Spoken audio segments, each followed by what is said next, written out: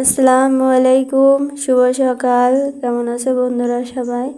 আশা করি সবাই ভালো আছেন, আমিও ভালো আছি। মাত্র ফজরের নামাজ পড়ে উঠলাম, উঠেই আগে হাঁসগুলো ছেড়ে দিলাম। কারণ প্রতিদিন তো ফজরের নামাজ পড়ে হাঁসগুলো একটু দেরিতেই ছাড়ি, কারণ আজকে একটু আপুকে নিয়ে ডাক্তারের কাছে যাব, এই জন্য ফজরের নামাজ পড়ে আর শুইনি। আজকে উঠে হাঁসগুলো ছেড়ে দিলাম, কারণ সে ভোর হতে সে হাঁসগুলো ডাকা শুরু করছে। আর যতক্ষণে নার্স আছে ততক্ষণ পর্যন্ত ডাকতে ছিল, তো এই জন্য হাঁসগুলো আগে ছেড়ে দিলাম, দিয়ে বিছানাটাকে ঠিক করতে আসলাম। মানে সেদিনকেরা ডাক্তারের কাছে গিয়েছিলাম, তাই সেদিন বড় ডাক্তার আসেনি, এই জন্য আপুকে ডাক্তার দেখাতে পারিনি। তা আজকে যাওয়ার কথা, এই জন্য তাড়াতাড়ি ঘুম থেকে উঠছি, উঠে বিছানাটা ঠিক করলাম। আর এদিকে আপু থালা বাসনগুলো ধুতে আসছে। তা আজকে সকালেতে দুপুরেতে একসাথে রান্না করে যাবে, কারণ যেহেতু ওখানে যাব, আসতে আসতে অনেকটা বেলা হয়ে যেতে পারে। তারপর বড় ভাগনা সে শুধু চা খেয়ে গেছে, কিছু খায়নি, দেখা গেলো 1টার দিকে চলে আসলো, সেজন্য রান্না করে ধুয়ে যাবে। আর ভাইয়া বাসায় থাকবে। আর ছোটো ভাগনা তারাকেও নাস্তা মানে দুপুরে টিফিন করে দেবে। হ্যাঁ, এর জন্য ওরা আসতে না হয় যেন, কারণ ও ছোটো মানুষ, এসে একা একা খেতে পারবে না, এই জন্য ওকে টিফিন করে দেবে। তো এদিকে আপুর থালা বাসনগুলো ধোয়া শেষ। আর দেখেন সে পুকুরে এই যে সিঁড়িটা এখনও ভালো মতন মানে পানিতে ডুবে রয়েছে। আর এদিকে অনেকটা পানি টেনে গেছে, যার কারণে পানিটা উঠাতেও কষ্ট হয়, আর নিচু হয়ে তো ধুতে হয়। সিঁড়িটা এখনও পানির ভিতর, আর একটু টানলে হয়তো সিঁড়ির পর দাঁড়িয়ে কাজ করা যাবে। আর এদিকে আমার ছোটো ভাগনা আর আমার আপুর ননদ একসাথে প্রাইভেট পড়ে, তো ওরা এখন যাচ্ছে। এখন বাজে 8:30, 8:30টায় ওরা সবসময় প্রাইভেট পড়তে যায়। আর এদিকে সকালে নাস্তা তৈরি করতে আসলাম। ভাগনারা তো পরোটা ছাড়া খাবেই না, আর অনেক দিন পরে আজকে পরোটা বানাতে আসলাম, কারণ প্রতিদিনই তো ভাত থাকতো, ভাতই খেতাম। আর ছোটো ভাগনা বড় ভাগনা তারা তো খেতোই না, শুধু চা খেয়ে থাকতো, এই জন্য অনেক দিন পর আজকে একটু পরোটা বানালাম, আর আমরাও তার সাথে খেলাম।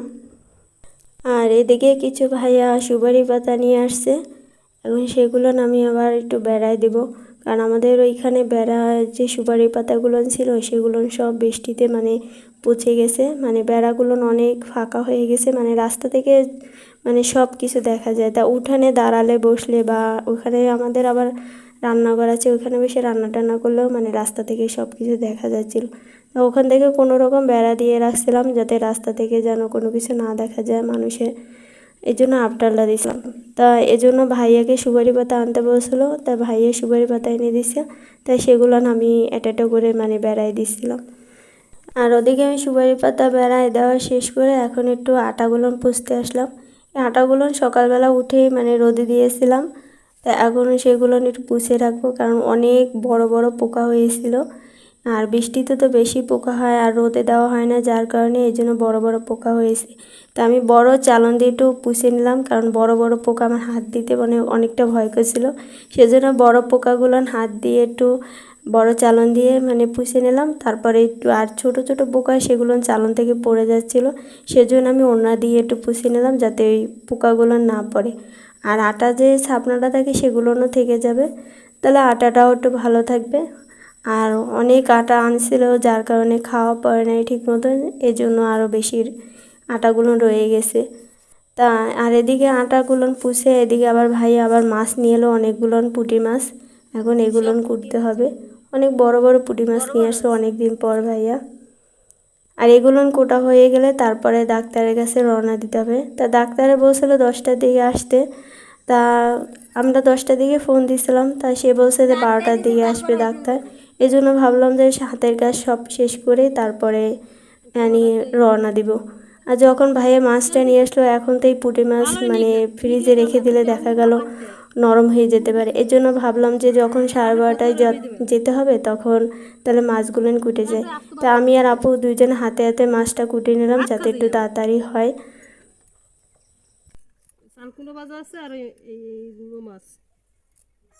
আর ছোটো মাছ করতে অনেকটা সময় লাগে, বড় মাছের থেকে আবার ছোট ছোট মাছগুলো করতে অনেকটা সময় লাগে।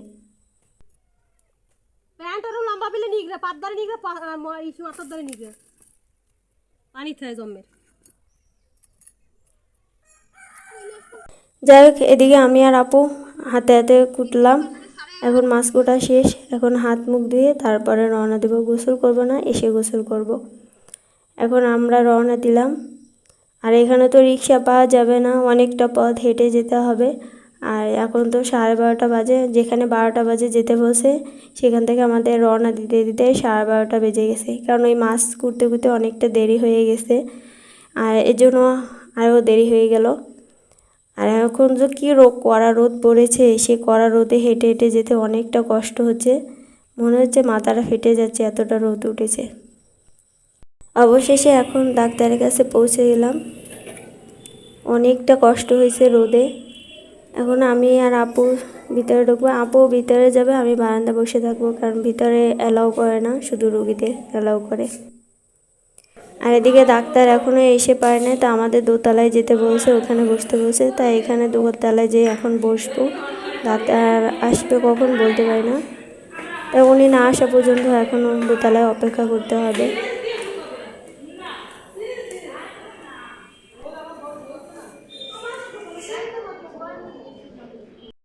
সে অনেকক্ষণ ধরে বসে আছে, এখনও ডাক্তারের খবর নেই, কখন আসবে কে জানে, এখনও দাঁড়িয়ে আছি। এখন মাত্র ডাক্তার আসলো, তা আমি বারান্দা বসে আছি, আর আপু ভিতরে গেছে, তার ওজন মাপতেছে আর প্রেশার মাপতেছে। প্রেশার মাপার পরে তারপরে ডাক্তারে দেখবে। আর এখন সব সিরিয়াল দিয়েছে, এখন ডাক্তার, সে বড় ডাক্তার আসছে, তা আমরা বারান্দায় বসে আছি। অবশেষে এখন ডাক্তার দেখানো হয়ে গেছে, এখন বাড়ির দিকে রওনা দিছি। সেই 12:30টার দিকে রওনা দিছি, আর এখন বাজে প্রায় আড়াইটাই বাজে, তাই যেতে যেতে 3টা বেজে যাবে, সে অনেকটা দেরি হয়ে গেল। অবশেষে এখন বাসার দিকে রওনা দিচ্ছি, এখন বাসায় যাব, গোসল করব, তারপর খাওয়া দাওয়া করব। তাই এই পর্যন্ত, আপনারা ভালো থাকবেন, সুস্থ থাকবেন, আল্লাহ হাফেজ।